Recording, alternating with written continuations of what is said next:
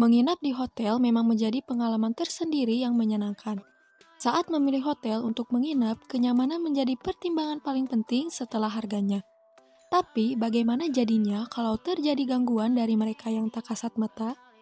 Baiklah, di video ini saya akan mereview film yang bercerita tentang hotel seram yang memiliki banyak misteri. Tapi sebelum itu, jangan lupa untuk mengklik tombol subscribe beserta loncengnya untuk terus mendukung channel ini. Film ini berjudul Hotel Lake yang bercerita tentang seorang wanita yang mengalami kejadian aneh di sebuah hotel misterius. Yomi dan adiknya Jio melakukan perjalanan ke tempat teman ibunya. Dia berniat untuk menitipkan adiknya di sana karena dia harus mencari pekerjaan. Dalam perjalanan, dia dikejutkan dengan penampakan aneh. Dia melihat seorang wanita yang sedang berjalan, namun saat dia menengoknya, tiba-tiba kepalanya terputus. Dia terkejut dan langsung keluar dari mobilnya. Dari kejauhan, dia melihat seorang wanita sedang berdiri di tengah padang rumput. Karena penasaran, dia pun mencoba memeriksanya. Namun, yang dia temukan hanyalah bangkai binatang. Setelah perjalanan panjang, mereka sampai di tempat tujuannya. Mereka bertemu dengan teman ibunya dan masuk ke dalam hotel tersebut.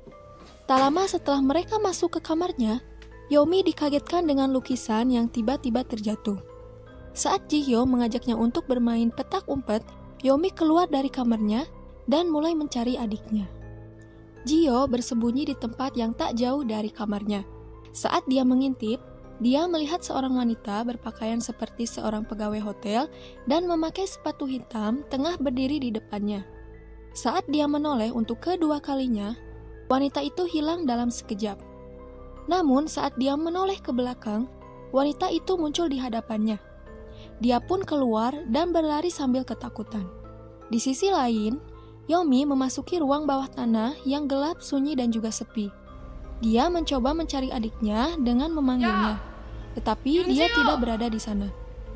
Lalu dia memutuskan untuk pergi dari sana. Saat menaiki tangga, dia melihat seorang wanita tengah berdiri di sudut. Karena penasaran, dia berbalik dan langsung mengeceknya. Dia terkejut saat melihat sosok perempuan misterius itu berdiri di sudut ruangan itu. Saat dia menyalakan lampu, sosok itu menghilang seketika. Setelah selesai makan malam, Yomi menghampiri adiknya yang tengah tidur di sofa dan mencoba membangunkannya. Dari atas ada bayangan hitam yang sedang mengawasinya. Keesokan harinya, dia mengajak Jihyo ke taman bermain. Saat dia menaiki wahana, dia meminta difoto oleh Yomi.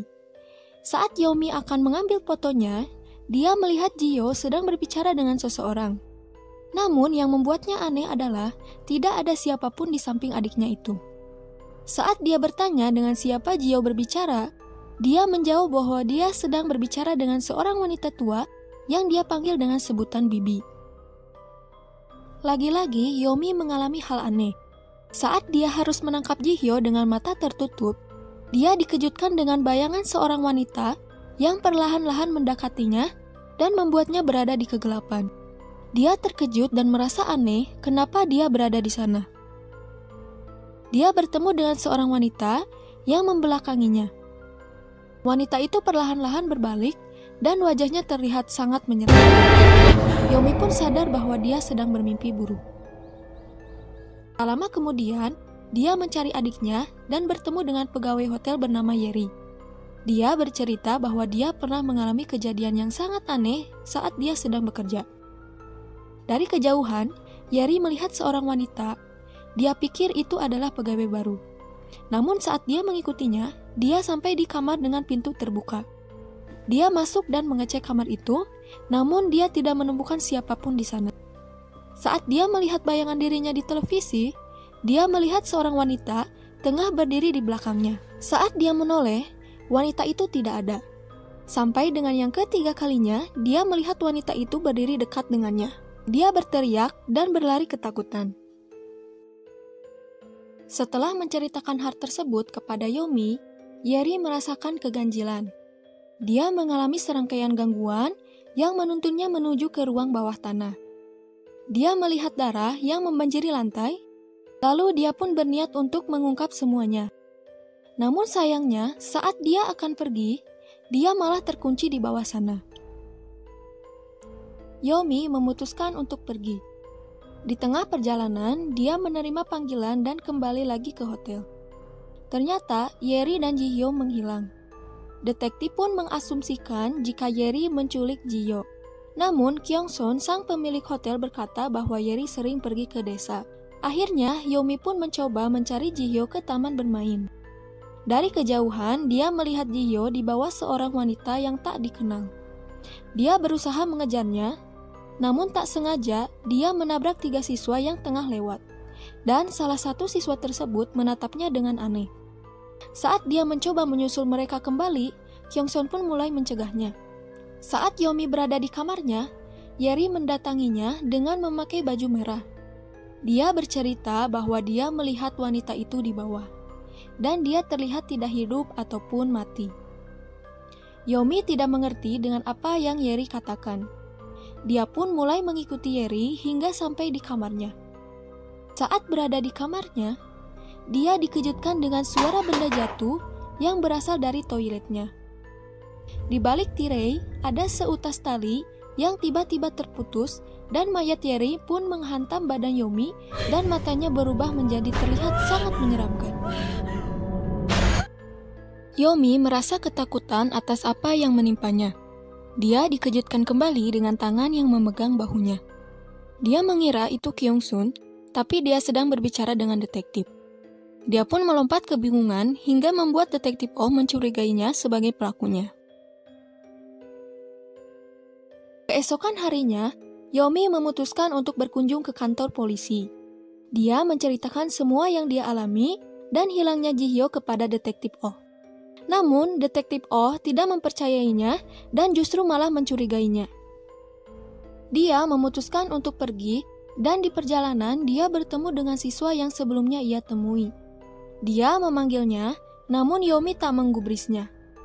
Namun, saat dia bertanya tentang adiknya, dia pun langsung mengajaknya ke hotel itu. Siswa tersebut ternyata memiliki kelebihan. Dia bisa berkomunikasi dengan makhluk halus. Tiba-tiba, hantu itu marah, mencekik dan membenturkan kepala anak itu. Di sana, mereka melihat seorang wanita dengan leher terputus. Anak itu tidak mau melanjutkan dan menyuruhnya untuk segera pergi sebelum terlambat. Karena merasa terus-terusan diteror, Yomi pun kembali ke tempat di mana dia melihat bangkai hewan. Di sana, dia menemukan brosur orang hilang. Dia mencoba mencari rumahnya dan bertemu dengan seorang pria tua. Wanita yang hilang itu bernama Eun-kyung. Dia telah menghilang selama 5 tahun. Saat Yomi melihat piano dan menanyakan apakah itu milik Eun-kyung, pria itu menjawab bahwa itu pemberian dari temannya. Lalu, Yomi menunjukkan sebuah foto, dan ternyata itu adalah pemberian dari Sang-woo, anak pemilik hotel yang ternyata mengidap kelainan jiwa dan bunuh diri. Yomi pun kembali ke hotel dan mencoba masuk ke kamar Kyung-sun. Di sana hanya ada kursi dan kamera pengawas yang merekam kamar Yomi dan juga ruang bawah tanah. Dia merasa aneh dan pergi ke sana. Dia memeriksa tempat itu dan menemukan ruangan tersembunyi dan masuk ke sana. Di sisi lain, detektif Oh yang mampir ke hotel mencoba menghubungi Kyung-sun. Namun, tidak ada jawaban sama sekali. Lalu, dia pun memutuskan untuk pergi ke ruang bawah tanah dan segera memeriksanya. Saat itu, Yomi masuk ke dalam ruangan dan menemukan tubuh yang wajahnya ditutupi oleh topeng. Saat dia membukanya, tubuh itu sudah membusuk.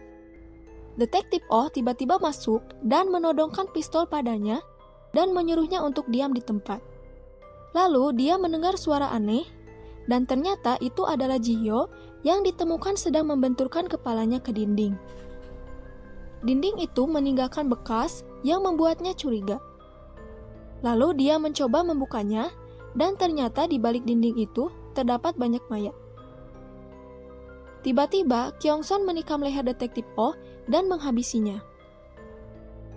Saat Yomi disekap, dia memintanya untuk membebaskan mereka dan berjanji tidak akan mengatakan apapun. Tapi, kebenaran pun terkuak. Ternyata Ibu Yomi tidak bunuh diri, melainkan dibunuh olehnya saat dia mencoba untuk melaporkan bahwa Kyungsun telah membunuh orang lain. Lalu, dia pun menyamarkannya sebagai bunuh diri. Dia menganggap bahwa kehadiran Yomi membuat Sangwoo senang. Saat dia mengoleskan darah Yomi kepadanya, Yomi menghantam kepalanya dengan pas bunga hingga dia tersungkur.